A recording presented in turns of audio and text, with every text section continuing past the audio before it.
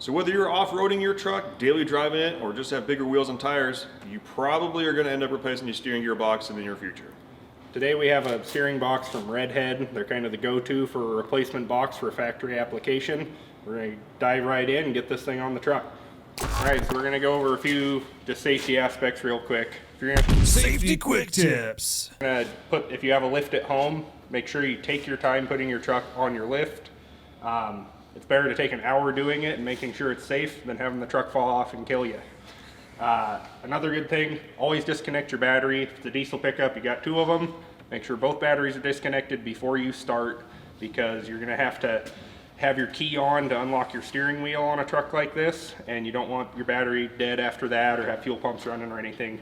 So disconnect your batteries, make sure you lift it safe. If you're doing it on the ground, just on a set of ramps or on jack stands, make sure you take the time to set it up right. Yeah, don't forget your wheel chocks. You don't want this thing rolling on you.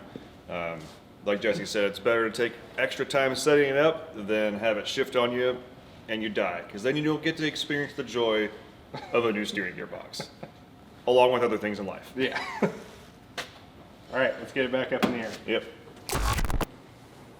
All right, so order operations and some of the tools you'll need here. Once the truck is up, pull your front tires off. Before the truck is up, make sure your key is on the on position, so your steering wheel is unlocked if it has a steering wheel lock. We're going to start by draining the fluid out of our cooler lines here. You'll need a pitman arm puller to get your pitman arm off. You might have to rent one from an auto parts store. You'll need a large wrench to get your pitman arm nut off, which we're going to break loose while it's on the truck. Yeah, and then we've got the drag link connects to the pitman arm with a tie rod end here. A lot of times if it's freshly in there, you can just tap it with a hammer and it'll break loose. If not, they do make tie rod arm or tie rod pullers. Yep. Just kind of a little clamp that taps on there. Or if you need to, you can always leave the nut on and tap it with a hammer and try and just break that loose and it'll come out. A couple other things that usually help you kind of save yourself some time in the future is taking note of the orientation of the pitman arm in relation to the steering gear box while it's in the truck and the wheels are centered. We can see here that we center the wheels and this pitman arm is facing dead straight to the back of the truck. We're probably going to make just a little mark on the box and on the pitman arm. That's not going to be an exact measurement, but it saves you when you're sitting on the bench trying to put the pitman arm on there and you're like, does it go this way? Does it go this way? Because there's going to be keyways on here, because you can only put this pitman arm on 4 ways. There's 4 master splines on there. So you may end up 90 degrees off. Hopefully that mark there will help you out.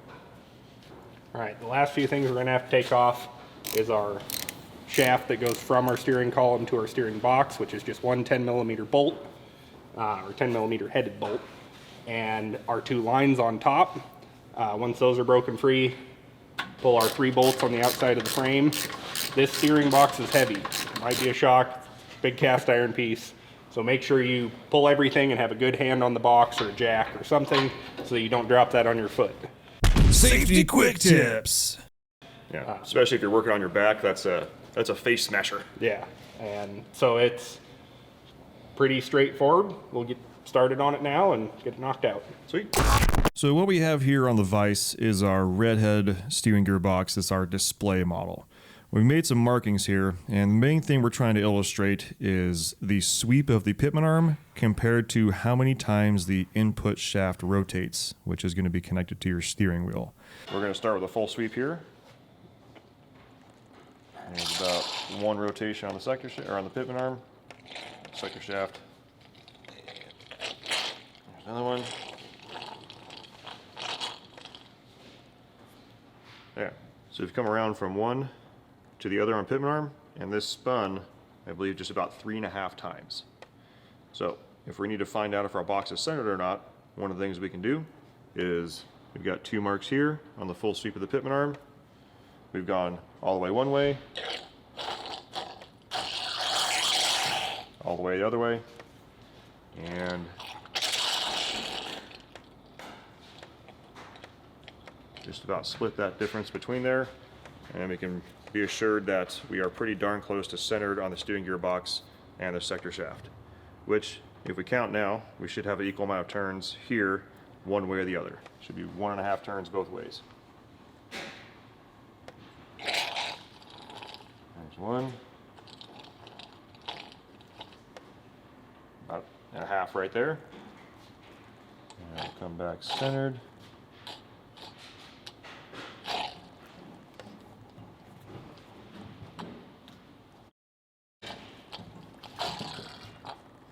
All right, and as we go the other way, we should see the same amount of turns. There's about 1. Hopefully right about 1/2. So this is our new redhead steering box. It's the exact same box we pulled out, just upgraded and rebuilt. And so it goes back in, no modifications, nothing special. Just get it back in there and then kind of reverse your disassembly procedure, and then you're ready to take it for a drive. All right, so here we are attaching the box to the frame rail. You're going to make sure and put those 3 bolts back in. A little bit of anti-seize is your friend here.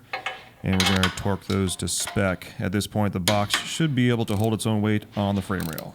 Next, we are putting the steering shaft back on the input shaft of the steering gearbox, and you're going to want to tighten that pinch bolt down.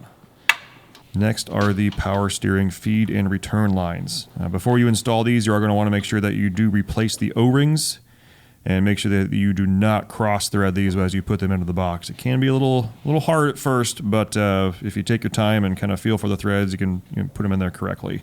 You're also going to want to make sure that you connect the other side of those power steering lines to your power steering fluid cooler, using those little compression fittings that everybody hates. Next is the pitman arm. We are going to take into account the orientation when we took the steering box off the truck. We did make note that it was pointing directly towards the rear, and since we do have the master splines on there, you can always really put it on there 4 different ways since those master splines are every 90 degrees. Since we centered the box on the bench, we know that the box is pointing straight towards straight, which means we can put the pitman arm facing towards the back of the truck and be assured that the box is centered along with the pitman arm. As we tighten up the sector shaft nut, or in our case, this sector shaft extension nut, since we have a steering box brace on this particular vehicle, you are going to want to tighten this thing down. Now you're going to feel that it's getting tight but doesn't actually stop turning. That's because you are seating the splines from the pitman arm onto the sector shaft itself. So it's going to get tight, and it's going to feel like it doesn't get tight as you keep tightening it down more and more and more. Just feel like it's never going to actually cinch down. You'll know as it starts to get real tight, and these do need to actually be cranked down pretty hard. So keep reefing on it. We're going to be tightening that down probably close to the 100 foot-pound mark, maybe even more than that. It's something that you're definitely going to want to check after you take your first test drive. With the pitman arm installed, it's time to reattach the drag link. One thing to note here is the taper on the tie rod on the drag link. It's only supposed to fit one way. Make sure that you are taking note of that with the pitman arm. And if you aren't sure which way you took it off, you can always kind of feel the hole on the pitman arm where the tie rod goes. The top or bottom should feel bigger than the other, and make sure you match that up to the tie rod going in there. After that, you're going to replace the nut and torque to spec, and if you have a cotter pin, now is the time to put it back in. All right, as we lower the truck here, it's about time to start the bleeding procedure. You can do this with the wheels on the ground, and you just kind of want to lift the truck up a little bit there to reduce the amount of drag on the steering system. Make sure you top the fluids off while you're doing this, and check them repeatedly to make sure you're not pulling in any more air into the system. You're going to want to cycle the steering 10, 20, maybe 30 times, all while checking the reservoir to make sure, again, you're not pulling in more air to the system. And this is hopefully to get all the bubbles out of the cooler, out of the lines, out of the steering gear box, and out of the power steering pump itself to make sure that you don't have any bubbles in there. All right, everybody, thanks for watching our install video on our redhead steering gear box. If you have questions or want to get one ordered for your truck, check out our website, dieselpowerproducts.com. You can put in your year, make, and model and find out which part number works for you. If you have any other questions or you need to get more information, we have plenty of ways to get a hold of us. You can go on the live chat feature on our website, Facebook, Instagram, email, or do it old school, pick up the phone and give us a shout. We have sales techs on the phone 6 a.m. to 6 p.m. Pacific time. That's right, 12 hours a day, Monday through Friday. Phone number is 888-993-4373. Thanks for watching.